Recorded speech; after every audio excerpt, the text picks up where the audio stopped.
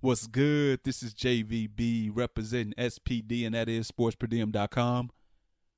Dana White was hell-bent on keeping UFC 249 going, and he will. Dana White has found a location in California on a tribal land where the WEC and other MMA promotions held events in the past, but that's going to be the location for UFC 249, as well as the next 3 to 4 events that they have on U.S. soil. But UFC 249 has a location, and now, of course, it has a new main event. Khabib Nurmagomedov could not travel outside of Russia due to travel restrictions. So in the meantime, in between time, Justin Gaethje has stepped up. Justin Gaethje will now take on Tony Ferguson for the interim UFC lightweight championship. And what are Justin Gaethje's chances to defeat Tony Ferguson? I've said it before, Tony Ferguson is a beast. To me, he's one of the best lightweights ever. He has the most unique style I've ever seen in mixed martial arts. And when you fight Tony Ferguson, you got to be prepared for a marathon.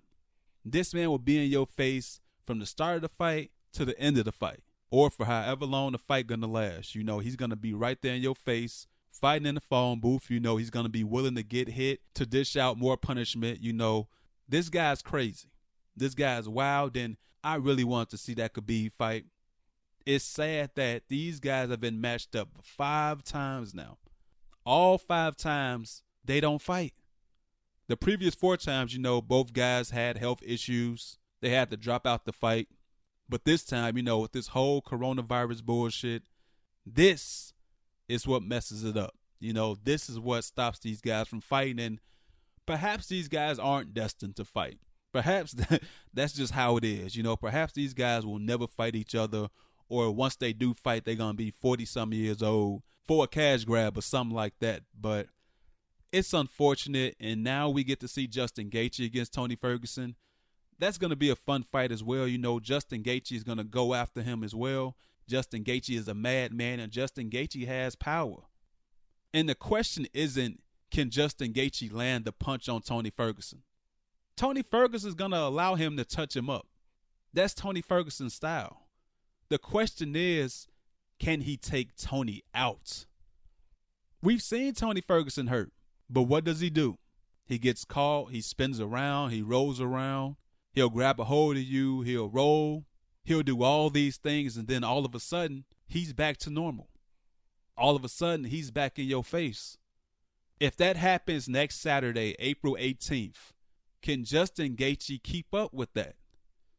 I love Justin Gaethje. I love his fighting style, but he's going to have to be on point.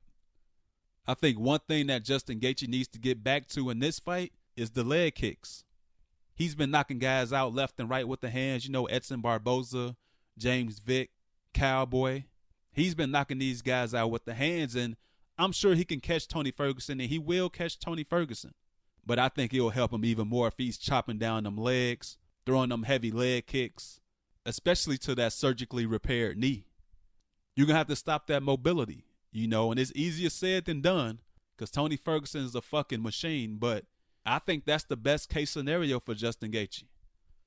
Go after them legs, try to immobilize him, try to slow down his pace, and then perhaps that could open things up so you could land that big shot.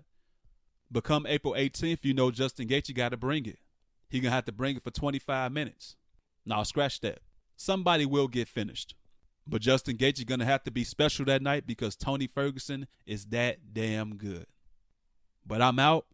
Like the video and share the video. And do not forget to subscribe to the channel. Until next time, take it easy. God bless. Peace.